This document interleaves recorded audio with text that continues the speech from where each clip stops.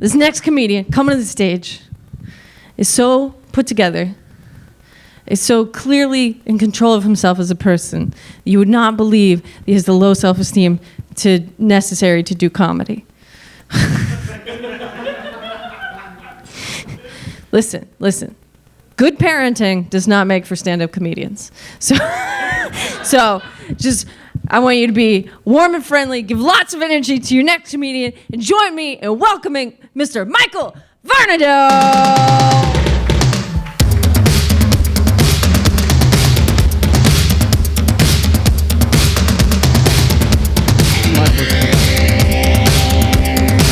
I used before. Folks, I'm glad you came out tonight. I'm thankful for that wonderful welcome. The thing is, though, I get tripped up a lot when it comes to making small talk with people. I understand it's a useful skill to have, and that's great, but I just can't seem to get the hang of it. I feel like there should be a drug that boosts my immunity to social awkwardness, kind of like whiskey, But, like, I can drive myself home at the end of the night, and my dick still works. Or maybe we should treat small talk like we do drunk driving. We should only have to do it once or twice a week, max. I think maybe I should work on my social skills because I have no friends and I'm so lonely, but small talk just kind of feels to me, I don't know. Well, let me explain it this way. I'm an introvert. So as an introvert, I think whatever it is that I'm longing for is somewhere beneath the surface, and small talk just kind of feels like having an underwhelming penis. Thank you. It's fine, right? That's fine. I just wish I could go a bit deeper. Right, guys? Yeah. The introverts usually go a little quiet on that one. That's fine. Medium dick guys kind of let me down. But then we're kind of used to that, right? We all have a vibe. We all have a vibe that we're putting out, and people are picking up on those vibes. I've recently come to terms with the fact that my vibe is, I used to be fat and poor, and now I'm just overcompensating. That was a tough pill to swallow, but I'm coming to terms with it. I lost about 50 pounds during the pandemic, and I just sort of naively thought that if I lost the weight and if I dressed like the mannequin at the Banana Republic store, that it would improve my love life. And as it turns out, people dislike me for who I really am on the inside.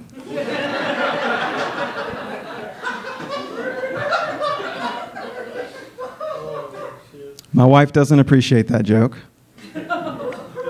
but it is about her. So I forgive her. That's what we do.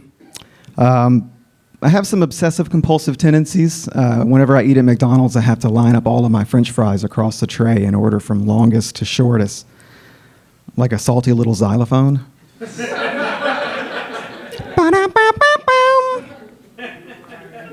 Not loving it? Okay. Well, let's stay on food. Why do they call it passion fruit? Any guesses? Why do they call it passion fruit?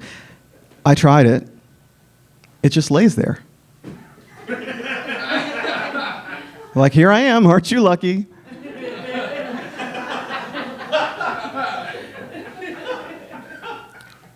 I mean, don't get me wrong, it's nice and juicy on the inside, but you will be doing all the work.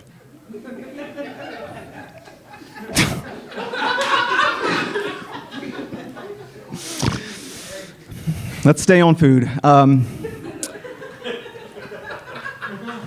we eating ass?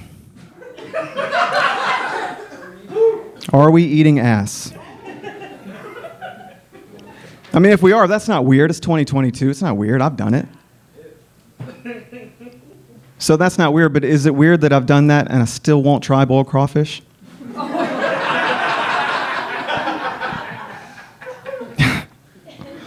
I feel like once we cross that threshold and you've done that, and you've eaten your partner's ass, especially if it was your idea to eat their ass,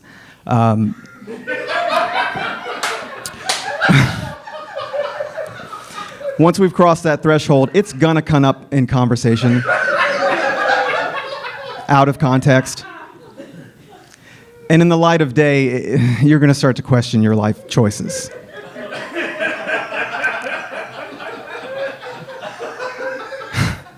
For example, how are you gonna tell your partner that they overcooked the eggs?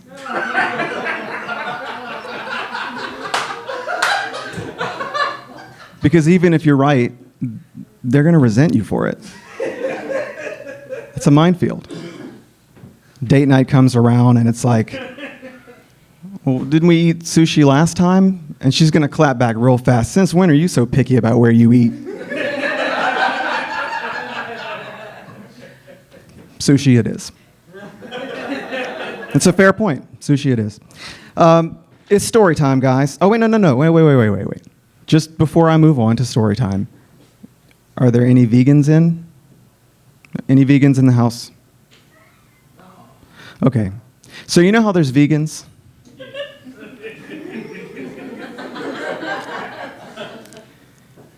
If you're a vegan and you choose to eat ass,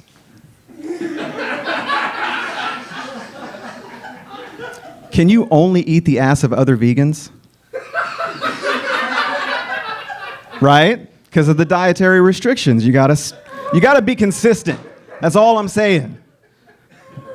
Okay. We're gonna talk about Jimmy motherfucking Swaggart.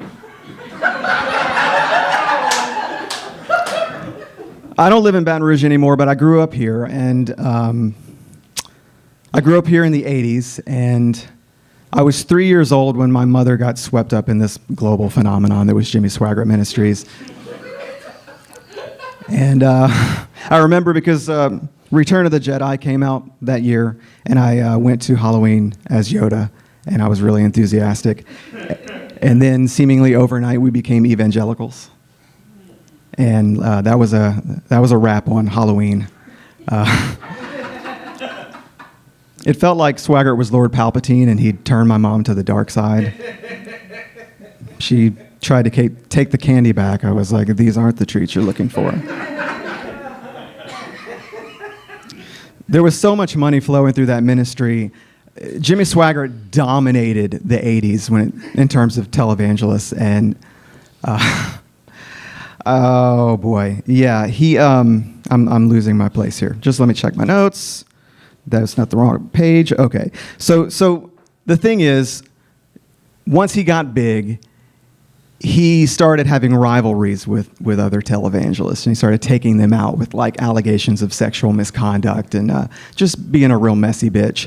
And one of those evangelists had a son named Randy who was seeing a sex worker, and it was the same sex worker as one Jimmy Swaggart.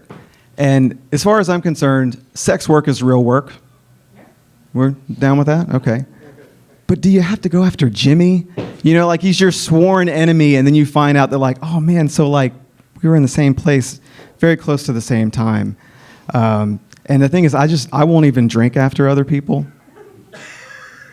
Like, you ever pick up the wrong drink at a party? Like, who the fuck's drinking grape juice?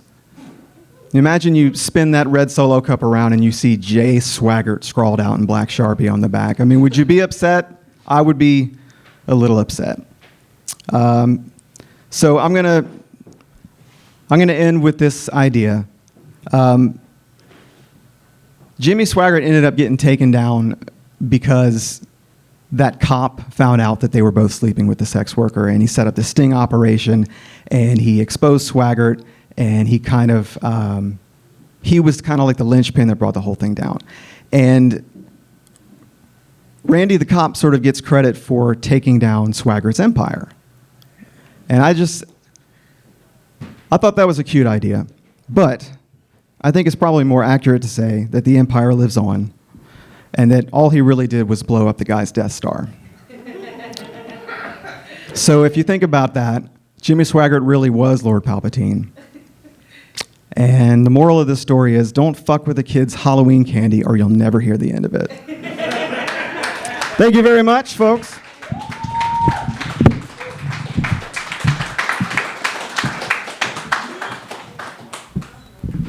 One more time for Michael Varnado.